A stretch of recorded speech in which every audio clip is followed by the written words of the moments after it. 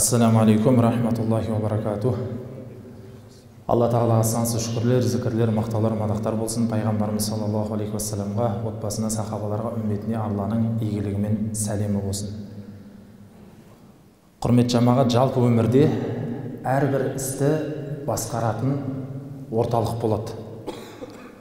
Дәл сол сияқты адам баласының сезімін, әрбір іс әрекетін басқаратын орталық ол оның жүрегі. Жалпы жүрек ол иманның, ықыластың, ниеттің, махаббаттың, үрей мен үміттің орны. Оны әрдайым қадағалау үстінде болуымыз керек.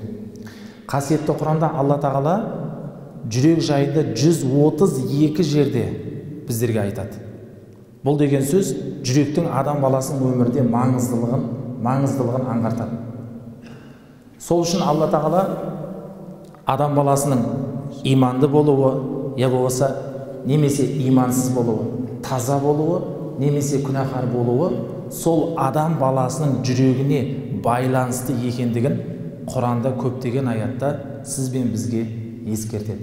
Мысалға келтіретін болсақ, Алла Тағала Шуара сүресінің 88-89 аятында былай дейді. Ол күні дейді. Ол күні деген сөз ол қиямет күнін айтып жатыр.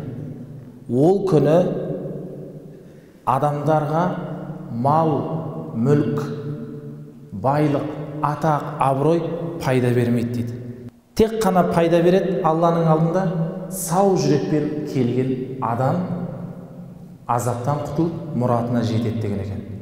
Сонда осы аяттағы сау жүрек деген сөзді атақты тәпсірші ғалым имам Фахриддин Ар-Рази сау жүрек дегеніміз дейді, ол ең бірінші адамның жаман мінез-құлықтан арылуы, жаман іс-әрекеттен бойын аулақ ұстауы, және соқыр наным сенімнен аулақ болу, сосын дүниеге деген құмартудан аулақ болу деген екен.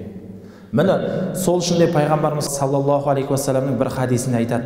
Бұл хадис баршамызға белгілі, көп жағдайда естіп жүрміз. Инналлаха ла янзуру иля суарикум ва амваликум, валакин янзуру иля қулубикум ва аъмаликум. Пайғамбарымыз саллаллаху алейхи вассалам айтады хадисінде, Алла тағала ақиқатында сендердің келбеттеріңе, яғни жүзіміздің сұлу болуына, киім киісімізге, жүрісімізге, тіпті мынау мал мүлкімізге, байлығымызға қарамайды дейді. Қарайды тек қана жүректеріңе және жасаған амалдарыңа дейді. Ал біздің әрбір амалымыз міндетті түрде жүректен шығады. Егер жүрегіміз таза болса, жақсылық шығады. Егер жүрегіміз лас болса, күнәға толы болса, онда қателік шығады екен. Мына Хасан Басридің бір керемет сөзі бар. Адамның жүрегінің бұзылуы мына бір 6 нәрседен шығады дейді. Біріншісін айтады. Адам сондай күнә жасайды дейді. Үміттенеді, тәубе етемін ғой деген дейді. Яғни үмітпен күнә жасайды дейді. Бұл жақсы емес екен. Жүректі құртады. Екіншісі дейді, адам білім алады, бірақ алған біліміне амал қылмайды дейді. Үшіншісі, біледі дейді, білім бар, бірақ білген іліміне амал қылғанда ықылассыз қылады дейді. Төртіншісі, Алла тағаланың берген нығметін ішеді, жейді, көреді, бірақ алғысы жоқ, яғни шүкір етпейді дейді. Бесіншісі, Алланың тағдырында жазылған нығметке разы болмайды дейді. Алтыншысы, қайтыс болған адамдарды көмеді, бірақ одан ғибрат алмайды деген екен.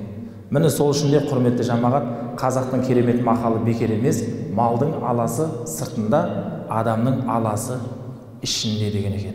Сіз бен біздің жүрегімізді бірінші Алла жақсы біледі, және өзіміз білеміз.